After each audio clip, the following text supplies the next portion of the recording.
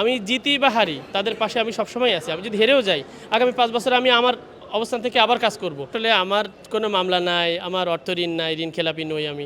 তো আমার ইয়েটা পোর্টফোলিওটা আল্লাহর রহমতে ফ্রেশ আছে। তো সুতরাং আমি নতুন প্রার্থী, আমাদের দল গণ অধিকার পরিষদ এটা একটা নতুন দল। তো আমাদের ছোটোখাটো ভুলভ্রান্তি হতেই পারে এবং আমি যতদূর জানি যে আইনে বা ওনাদের পরিপত্রে এটা বলা আছে যে ছোটোখাটো ভুলভ্রান্তি ওনারা একটু ক্ষমাসুন্দর দৃষ্টিতে দেখবেন। এখন ওনারা যদি এই ছাড়টুকু না দেন তা আমরা বড় হব কীভাবে?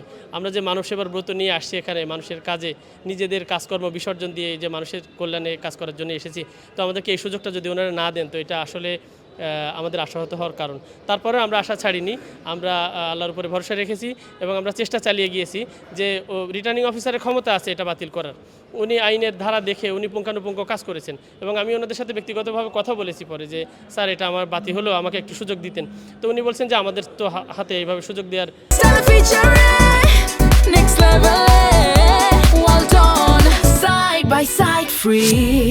অপশন নাই। তো আপনি আপিল করতে পারবেন, কোনো ইয়ে করার দরকার নেই, বেশি কথা বলার দরকার নেই। তো আমরা আপিল করেছি এবং কমিশনের উপর আমরা আস্থা রেখেছিলাম যে আমাদেরকে ওনারা ক্ষমাসুন্দর দৃষ্টিতে বা ছোটোখাটো ভুল ত্রুটি এটা ওনারা সুন্দরভাবে দেখবে। তো ওনারা সেটা করেছেন।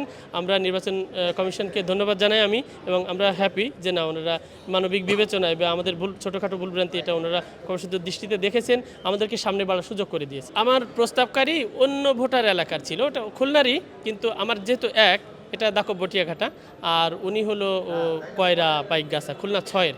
তো এটা আমার আসলে আমি খেয়াল করি নাই। হ্যাঁ, তো আমার ছিল, আমার একেরই ভোটার ছিল আমার সাথেই, আমার সমর্থনকারী একের ছিল, সাক্ষীরা ছিল একের। তো আমি আসলে খেয়াল করিনি, ফর্ম আমি নিজে হাতেই পূরণ করেছি। তো অত সুন্দর করে নিখুঁতভাবে কাটাছেঁড়া ছাড়া সুন্দর করে আমি নিজে হাতে পূরণ করেছি, ইচ্ছা করে নিশ্চয়ই কেউ ভুল এগুলো করবে না।